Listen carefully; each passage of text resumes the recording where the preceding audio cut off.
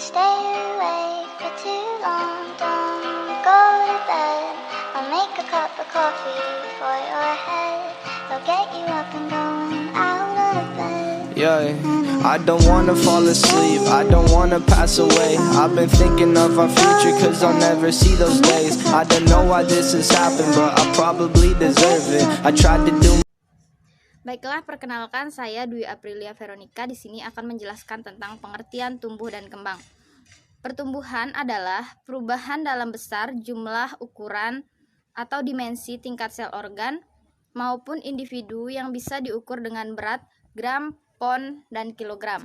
Sedangkan perkembangan adalah bertambahnya skill dalam struktur dan fungsi tubuh yang lebih kompleks dalam pola yang teratur dan dapat diramalkan sebagai hasil dari proses pematangan.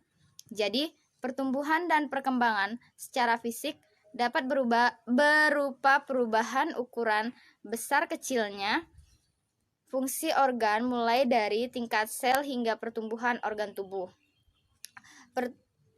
Pertumbuhan dan perkembangan kognitif anak dapat dilihat dari berbagai kemampuan secara simbolik maupun abstrak, seperti berbicara, bermain, berhitung, membaca, dan lain-lain. Saya Eminia Rekananda. Di sini saya akan membahas tentang tahap pertumbuhan dan perkembangan anak. Tahap pertumbuhan dan perkembangan anak terbagi dua. Yang pertama, masa prenatal, dan yang kedua, masa postnatal. Masa prenatal terbagi atas dua fase. Yang pertama itu fase embrio dan fase fetus. Fase embrio, pertumbuhan dapat diawali mulai dari konsepsi hingga 8 minggu pertama yang dapat terjadi perubahan yang cepat. Dan fase fetus terjadi sejak usia 9 minggu hingga kelahiran. Dan masa pronatal terbagi atas 5. Yang pertama masa enetik, yang kedua masa bayi, yang ketiga masa prasekolah, yang keempat masa sekolah, dan yang kelima masa remaja. Perkenalkan, nama saya Amalia Utari. Di sini saya akan menjelaskan bagian C, faktor yang mempengaruhi pertumbuhan dan perkembangan anak. Yang pertama, faktor internal. Faktor internal terbagi menjadi 6 faktor. Yang pertama itu faktor ras atau etnik atau bangsa. Yang kedua, faktor keluarga. Yang ketiga, umur. Yang keempat, jenis kelamin. Yang kelima, genetik. Dan yang keenam, kelainan kromosom. Yang kedua, faktor eksternal. Faktor eksternal terbagi menjadi 3, yaitu faktor prenatal, faktor persalinan, dan yang ketiga faktor pasca persalinan. Baiklah, terima kasih. Aspek pertumbuhan dan perkembangan anak.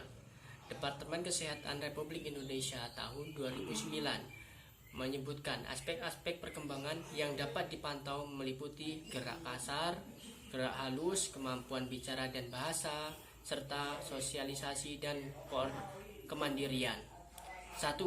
Gerak kasar atau motorik kasar adalah aspek yang berhubungan dengan kemampuan anak melakukan pergerakan dan sikap tubuh yang melibatkan otot-otot kasar seperti duduk, berdiri, berlari, dan lain sebagainya. 2.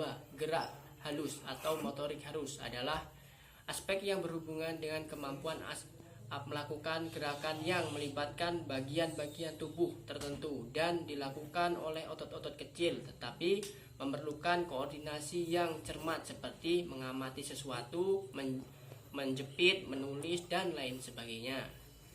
Yang ketiga, kemampuan berbicara atau bahasa adalah aspek yang berhubungan dengan kemampuan untuk memberikan respon terhadap suara, berkomunikasi, atau perintah.